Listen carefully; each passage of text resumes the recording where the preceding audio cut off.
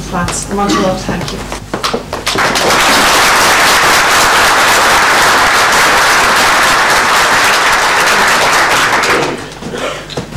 On that particular day, I had gone to work, came home by 5, and had been trouble and threatening from Spring Martin to burn us out all day. I wanted my wife to move and she wouldn't move. Later on that night, there was Springfield Park was attacked again, and we saw a man who we knew well, running down the street with a child under his arm and one guy's side. There was gunfire and he went down, and I ran out to help him, but when I got out he was on his feet. Went into the neighbour's house. At that stage my wife decided to move.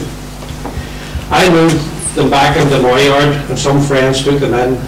I went back to Springfield Park, across open ground, to try to protect my home. I looked up the street, Springfield Park, for anybody who doesn't know it, was built in the shape like a horseshoe, and on the bend I saw 2 women with kids in their arms squealing just where the shooting had previously come from.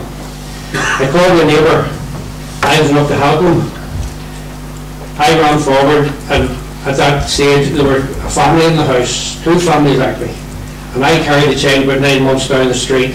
Just before we came to my house, a neighbour opened the door and there was about 40 people in the house, and I said if one petrol bomb went into this house you'd be more killed in the panic, and advised them to move further back into my yard.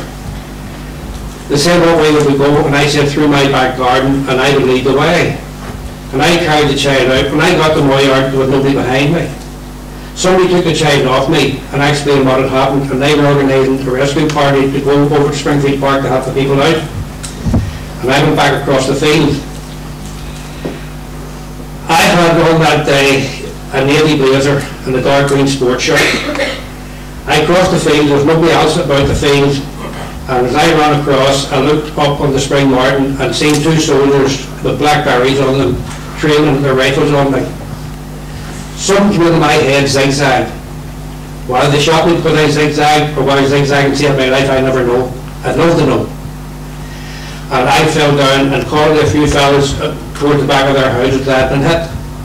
Short time after that, Father Mullen came, and I said, Father, I'm not going to die. And he says, I'll anoint you anyway. And he anointed me, and he then said about going to the hospital, and I said certainly. Somebody else out in the area said they'll test you. I said I haven't done anything. They could test me all they want. So he was going out. I said his own house was near where the phone was, but one of the people there said there was a phone in my yard where he could go to. As he went out, Father Mum went out crouched on one knee, holding up a white hanky. The other lad beside him was standing upright. Then there was a burst of fire. Not many shots, maybe 1 or 2, and Father Mum screamed. And the fellow beside him was looking at him, and then there was more gunfire, and he hit again, and the fellow beside him was shot in the foot. And it seemed, just seconds was happening. A lad that lay beside me turned out to be Frank, when I didn't know the lad at all. He had put a shirt over my back, and he just jerked up. He was laying his head almost on my shoulder, on this shoulder here, facing me, and I was looking that way. He just jerked up, but before he was hit the ground, he was dead. And we were pinned down in that field till 10:30 that night, and we came under fire from Ballymurphy Road, and you could hear the bullet zipping through the grass above our heads. And also, it was a different gunfire from what the army was using, so I believe they were loyalists for firing at us.